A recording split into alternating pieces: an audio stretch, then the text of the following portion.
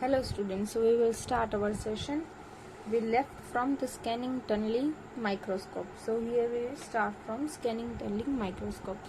अब ये क्या है, तो ये जो है वो एक स्पेक्ट्रोस्कोपी में भी यूज होता है मटेरियल का स्ट्रक्चर जानने के लिए, मटेरियल को एट नैनो लेवल पे मॉडिफाइड करने के लिए भी जो है ये स्कैनिंग टनलिंग माइक्रोस्कोप जो है वो यूज होता है। Source of scanning turning microscope, तो जो स्कैनिंग का जो सोर्स है that is electron. Due to everything will be detected, और स्पेक्ट्रोस्कोपी जो भी कुछ हो रहा है that will due to only because of electron. ठीक है, अब यहाँ पे पहले आपको यहाँ पे क्या आ रहा है, टनलिंग। तो ये आपको जानना होगा कि ये क्या है। ठीक है, कि टनलिंग क्या है, तो वो देखने के लिए पहले आपको एक कॉन्सेप्ट समझना पड़ेगा, जो कॉन्सेप्ट है टनलिंग का। तो पहले देखते हैं कि क्लासिकल में क्या होता है और क्वांटम मैकेनिक्स में क्या होता है, क्योंकि ये जो टनलिंग है वो है क्वांटम मैकेनिक्स का। ठीक है, so in classical mechanics electron behave as a particle. कि क्लासिकल मैकेनिक्स में देखें हम तो इलेक्ट्रॉन जो है वो सिर्फ एज अ पार्टिकल बिहेव करता है। But if we see then in quantum mechanics electron जो है वो एज अ पार्टिकल और एज अ वेव दोनों ही रीत से बिहेव कर सकता है। ठीक है, इलेक्ट्रॉन पार्टिकल भी हो सकता है और इलेक्ट्रॉन वेव्स भी हो सकता है। मतलब कि उसको electron can be behave as a matter and energy. अब इतना समझ में आ गया कि क्लासिकल मैकेनिक्स में हम सिर्फ इलेक्ट्रॉन को और सभी जो मैटर है that will be as a just of particle और it will made up of particle. But अगर क्वांटम मैकेनिक्स में देखें तो वो पार्टिकल भी हो सकता है और it is also made of waves, मतलब कि वो एनर्जी भी हो सकता है। अब इतना समझ में आ गया। अब देखते हैं कि पार्टिकल होगा तो क्या होगा और वेव होगा तो क्या होगा। अब देखिए, सपोज कि ये जो है एक मैटर है, तो जब मैटर से मैटर टकराएगा तो क्या होगा कि वो यहाँ पे टकराया तो फिर से वो यहाँ से रिफ्लेक्ट हो जाएगा। जैसे कि हम कहीं पे जा रहे हैं और कहीं दीवार आ जाए बीच में और हम उससे टकरा जाए तो हम सडनली बैक जाते हैं। तो ऐसा ही होगा कि ये जो इलेक्ट्रॉन है अगर ये इस डायरेक्शन में जा रहा होगा तो इस जो है वॉल से वो टकरा के दूसरी तरफ रिफ्लेक्ट हो जाएगा। ठीक है, और रिफ्लेक्शन हो जाएगा उसका। सो इन क्लासिकल मैकेनिक्स रिफ्लेक्शन होता है। ठीक है, if electron behaves like a particle, अगर हम इलेक्ट्रॉन को एज अ पार्टिकल कंसिडर करें तो उसका जो है वो रिफ्लेक्शन होगा। But if we consider as a particle and wave तो क्या होगा, अब वो देखते हैं। So when electron is behave like a wave, तो इलेक्ट्रॉन क्या करेगा कि इसके बीच में वेव तो हो, हमने देखा है कि वेव जो है वो नैनोमीटर की रेंज की होती है। ठीक है, एंगस्ट्रम में होती है, ऐसे मतलब कि एंगस्ट्रम में होती है। तो वो क्या होगा कि उसके बीच का जो इंटरमोलिकुलर लेवल होगा छोटे छोटे, उसके बीच में से ये जो है वो वेव तो होगा, तो वेव तो चली जाएगी। अगर हम पानी का एक ग्लास ले ले और पानी के ग्लास में कोई मैटर अगर हम डाले तो वो क्या होगा, वो हमको दिखेगा। और अगर ऑयल ड्रॉप होगा तो वो क्या होगा, ऊपर की ओर जो है वो रहेगा। बट अगर वेव होगा तो वो क्या होगा, उसमें से निकल जाएगा। ठीक है, अगर हम लाइट ले और लाइट उस पर डाले तो हमको दूसरी ओर जो होगा वो लाइट दिखेगा। तो वो क्या होगा कि अगर इलेक्ट्रॉन के पास कम एनर्जी भी है और एज अ वेव कंसिडर करे तो वो क्या होगा, उसको पेनिट्रेट कर जाएगा। So if electron behave like a wave, it have a capability to penetrate or pass through wall. इतना समझ में आ गया।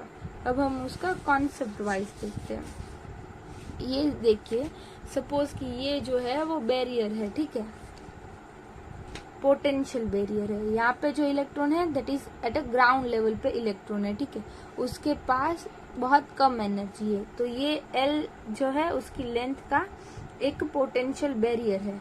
पोटेंशियल बैरियर के अंदर जो पोटेंशियल हमने दिया है वहाँ पे एनर्जी कितनी है, इनफाइनाइट, और बाहर पोटेंशियल एनर्जी 0 है।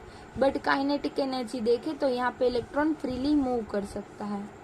ठीक है, तो अब ये इलेक्ट्रॉन के पास कम एनर्जी है, जब हम उसको ज्यादा एनर्जी देंगे तब वो इवन लेवल में आएगा और फिर और ज़्यादा देंगे तो वो E2 में, और ज़्यादा तो E3 में, और फिर और ज़्यादा सप्लाई करेंगे तो वो जो है वो बैरियर क्रॉस करके बाहर चला जाएगा पोटेंशियल बैरियर में से, ठीक है। So particle need energy to overcome barrier, ठीक है, ये हमको याद रखना है। बट अगर उसका वेव लाइन नेचर होगा तो क्या होगा, कंटिन्यूअसली तो उसका कोलिजन होता ही रहता होगा, तो वो क्या होगा कि कम एनर्जी होने की वजह से भी वो ऐसे वेव के रूप में वो जो है वो बैरियर जो है पोटेंशियल बैरियर उसको ओवरकम कर देगा, क्योंकि ऐसे ऐसे तो वो हो ही रहा था। अब सपोज कि वेव्स है वो, तो ये दीवार तो उसको कुछ लगेगी नहीं, ठीक है, पोटेंशियल बैरियर, तो वो क्या करेगा, बाहर निकल जाएगा। यहाँ पे देखे तो ऐसे वो अंदर गया और फिर वो बाहर चला जाएगा, लाइक दिस, ठीक है। ये मैंने आपको दिखाने के लिए ऐसे यहाँ पे ड्रॉ किया है। So wave like nature then it does not need extra energy to overcome a barrier, तो उसको एक्स्ट्रा एनर्जी नहीं चाहिएगा। यहाँ पे भी सेम कॉन्सेप्ट है कि अगर इलेक्ट्रॉन होगा, अगर क्लासिकल पिक्चर देखते हैं तो इलेक्ट्रॉन स्लोली स्लोली इस डायरेक्शन में जा रहा है, ठीक है, ये उसका बैकवर्ड जो ये उसकी इमेज है। सपोज कि पहले इलेक्ट्रॉन यहाँ था, फिर यहाँ, फिर यहाँ, फिर यहाँ से टकराया और फिर वो बैक जा रहा है, तो ये क्या होगा, आपकी क्लासिकल इमेज होगी। बट इन केस ऑफ अगर हम क्वांटम पिक्चर ले तो इलेक्ट्रॉन जो है वो ऐसे वेव के रूप में जो है वो बैरियर है वो, या वॉल ले लीजिए, वो जो है वो पार कर लेगा। अब हम हमारे STM पे आते हैं। यहाँ पे आपको कंसेप्ट पता चल गया, ठीक है, कि व्हाट इज टनलिंग इफेक्ट। अब इस केस में वो क्या वर्क करता है वो हमको देखना है, ठीक है।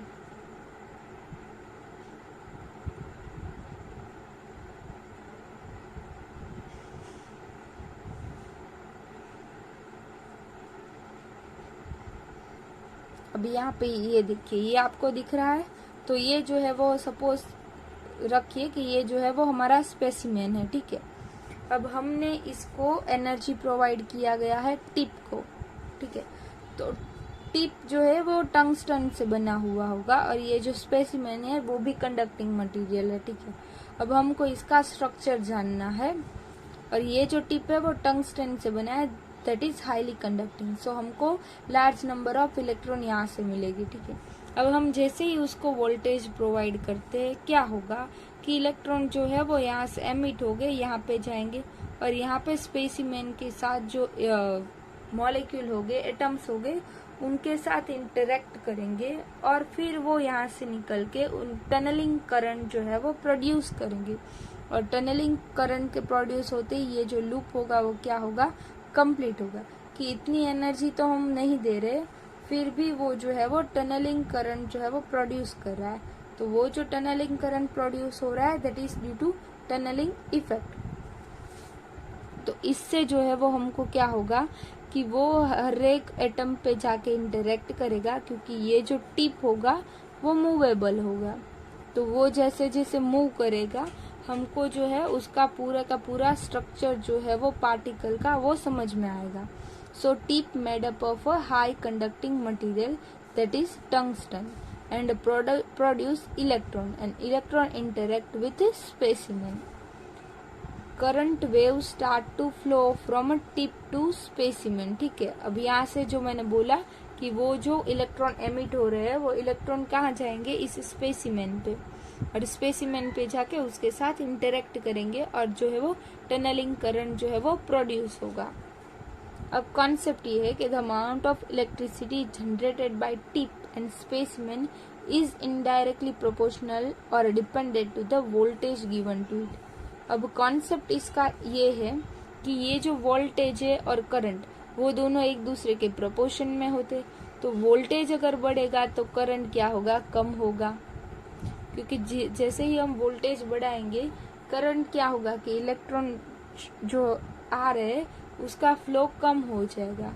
अगर फ्लो ऑफ इलेक्ट्रॉन हमको बढ़ाना है तो वोल्टेज जो है वो दोनों के बीच का जो वोल्टेज डिफरेंस है वो कम करना पड़ेगा, तो वो इनडायरेक्टली जो है वो प्रोपोर्शनल में है।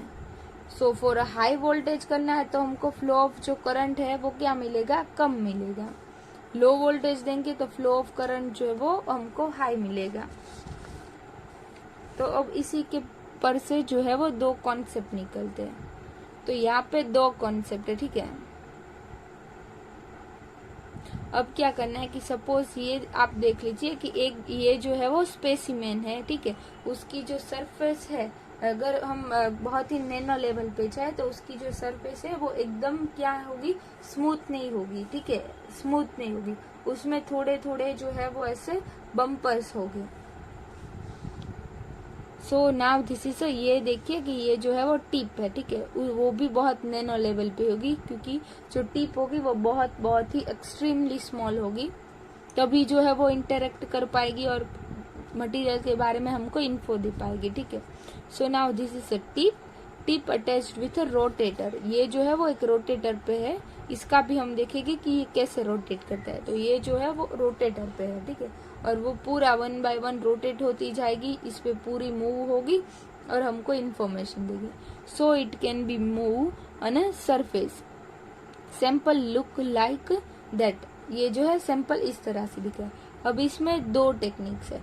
First one is a constant current. क्या हम उस पर कांस्टेंट करंट रखेंगे और उसकी हाइट जो है वो वेरी होती जाएगी और उस पे से इंफॉर्मेशन मिलेगी। क्या जो है उसकी हाइट, मतलब कि ये जो स्पेसिमेन है और ये जो टिप है, उन दोनों के बीच का हाइट होगा वो सेम रहेगा। अगर हाइट सेम रहेगा तो करंट जो है वो उसको चेंज होगा, ठीक है। अब कैसे करना है, ये जो दोनों चीज है ये दोनों एक साथ मिली हुई है। देखिए, अगर हाइट, क्योंकि इन दोनों के बीच जितना डिफरेंस रहेगा इतना, उसके अकॉर्डिंग ही क्या होगा कि करंट जो है वो पास होगा। अगर ये जो है सपोज कि मैं यहाँ पे रखती हूँ इसको, तो इन दोनों के बीच का जो डिस्टेंस हुआ है दैट इज, उसको हम हाइट कहेंगे। अगर थ्रू आउट द सरफेस ये जो हाइट है फ्रॉम दैट पर्टिकुलर सरफेस, अब इतना ही यहाँ पे है उतना ही यहाँ पे होना चाहिए, ठीक है। तो अगर उतना ही डिस्टेंस हम फॉलो करेंगे तभी जो है उसका क्या मिलेगा, हमको कांस्टेंट हाइट मिलेगा। अगर कांस्टेंट हाइट रहेगा तो ही हमको कांस्टेंट करंट मिलेगा। तो ये दो कॉन्सेप्ट है, एक तो कांस्टेंट करंट का है, एक तो कांस्टेंट हाइट का है। हम दोनों रीत से हम कर सकते हैं। अब हम देखते हैं कि क्या होगा। देखिए, सपोज कि ये हम कांस्टेंट करंट लेते हैं, हमको क्या करना है, कांस्टेंट करंट रखना है। बट जैसे जैसे सरफेस यहाँ पे है, जैसे बोला कि ये बम्पर्स है, ठीक है, तो ड्यू टू दैट बम्पर्स जो हाइट बिटवीन है और distance between that surface and tip, वो जो है वो बदलता जाएगा। वो जैसे बदलेगा करंट में चेंज आएगा, करंट में चेंज आएगा, हाइट में चेंज आएगा, हाइट में चेंज आएगा तो करंट में चेंज आएगा। तो क्या होगा कि जब टिप यहाँ पे पहुंचेगी तो उसके बीच हाइट इतनी होगी, फिर वो जैसे मूव करके अगर सपोज कि यहाँ पे पहुंची तो उन यहाँ पे हाइट डिफरेंस जो है वो बढ़ जाएगा। अब हाइट डिफरेंस बढ़ेगा तो वोल्टेज ग्रेडियंट होगा, due to voltage gradient current जो है वो भी चेंज होगा। तो अब हमको क्या करना है, हमको कांस्टेंट करंट चाहिए। तो कांस्टेंट करंट करने के लिए हमको क्या करना होगा कि हाइट जो है वो मेंटेन करनी होगी।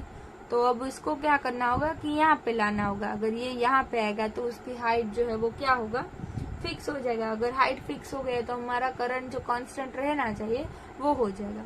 तो थ्रू आउट दी मटेरियल ये प्रोसेस करेगा, ठीक है। फिर अगर वो यहाँ पे आया तो अब क्या होगा, हाइट बहुत ही कम हो गई।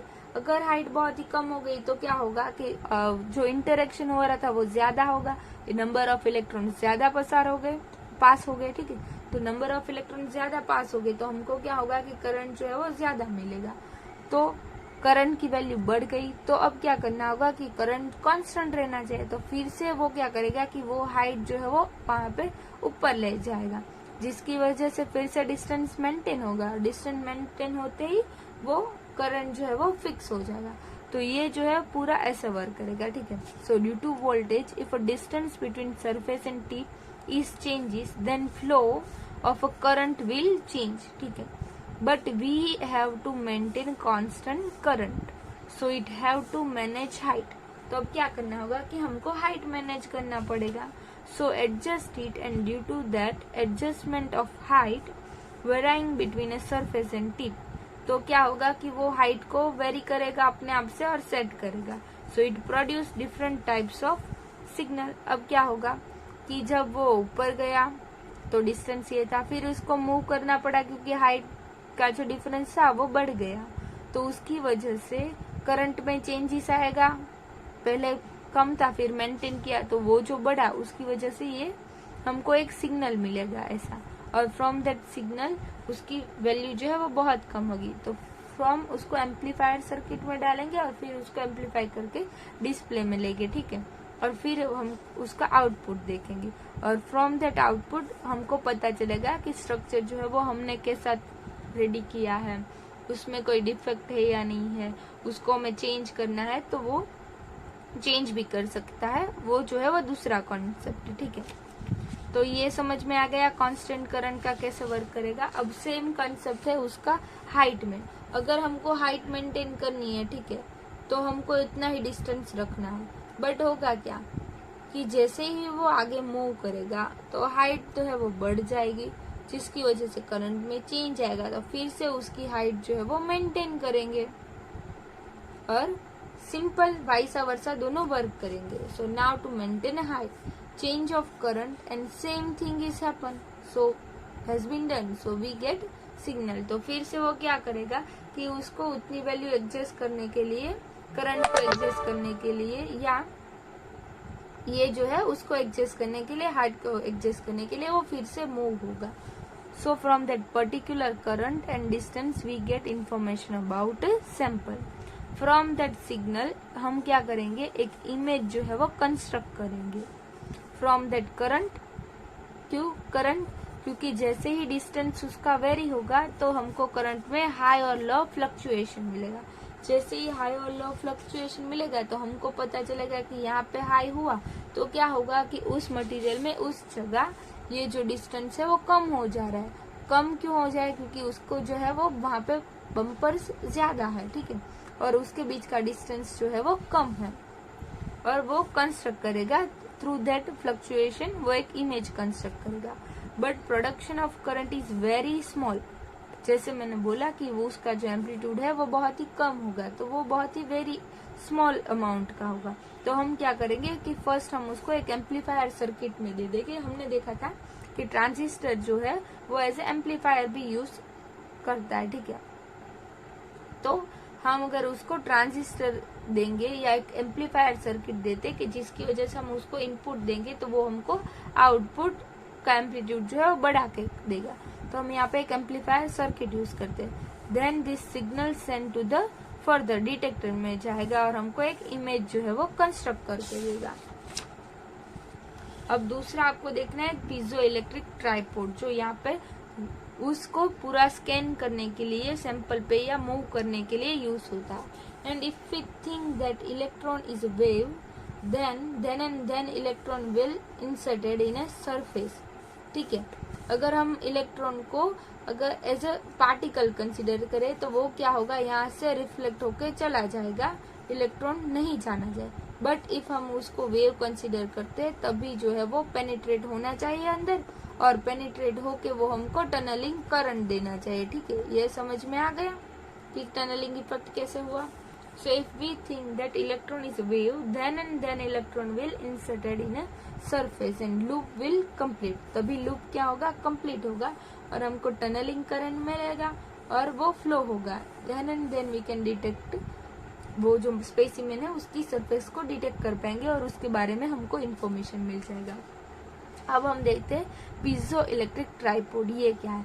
अब पीजो जो है ना, वो एक पीजो इलेक्ट्रिक इफेक्ट जो है वो पीरी क्यूरी ने फाइंड किया था, जो थे मैरी क्यूरी के हस्बैंड, ठीक है। अब क्वार्ट्ज एक क्रिस्टल है। जैसे हम क्वार्ट्ज क्रिस्टल पे मैकेनिकल स्ट्रेस अप्लाई करते हैं तो वो जो है वो पोलराइज हो जाता है, ठीक है। उसकी एक साइड जो है वो पॉजिटिव चार्ज और एक दूसरी साइड नेगेटिव चार्ज अक्यूमुलेट हो जाते हैं, इकट्ठा हो जाते हैं।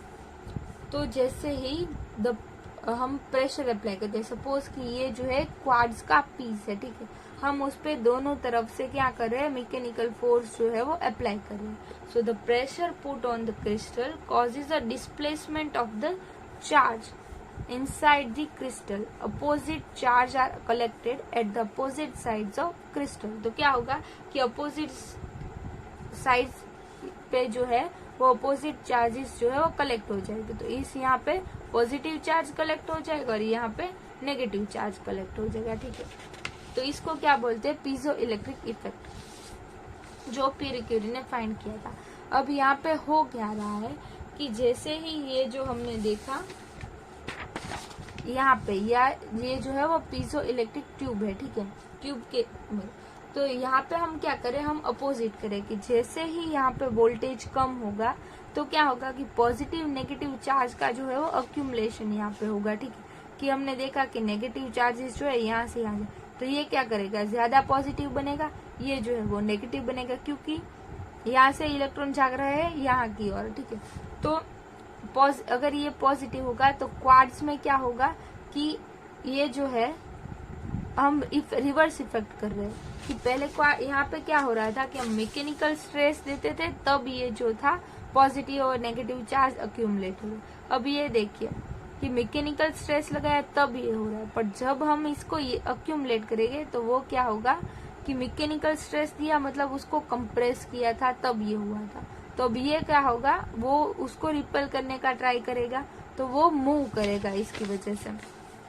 तो ये पूरा जो सैंपल हम देख रहे हैं इसमें कैसा होगा कि जैसे ही उस पे चार्जेस का जो अक्यूमुलेशन है वो डिफरेंट होगा, बढ़ेगा, वैसे ही ये जो है वो मूव करेगा, तो ऐसे जो है वो स्कैन करेगा पूरे सैंपल को।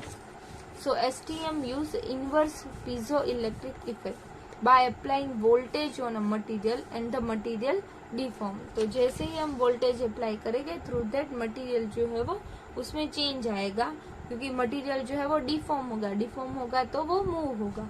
सो now due to voltage gradient between piezo electric material as a flow of current changes और height changes there is a change in a potential. तो जैसे ही वोल्टेज में चेंज आएगा तो वो क्या होगा कि करंट कम होगा, बढ़ेगा, और उसका जो है वो मूवमेंट होगा।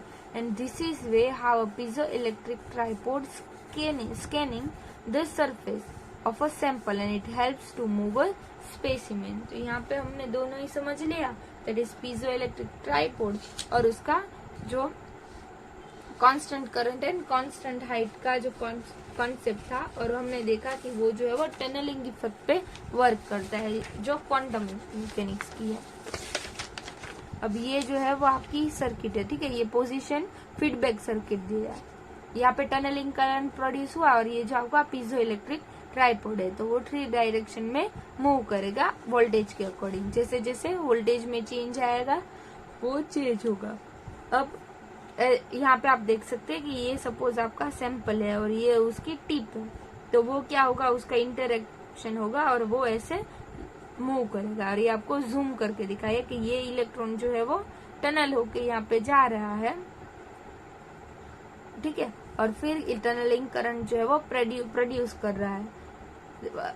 वरना होना क्या जाएगा कि वो यहाँ से बाहर ऐसे चला जाना चाहिए था, ठीक है, अगर वो एज अ पार्टिकल हम उसको कंसीडर करें तब, but it is a wave, so वो क्या कर रहा है, अंदर की ओर पेनिट्रेट होके चला जा रहा है और टनलिंग इलेक्ट्रॉन जो है, टनलिंग करंट जो है वो प्रोड्यूस कर रहा है।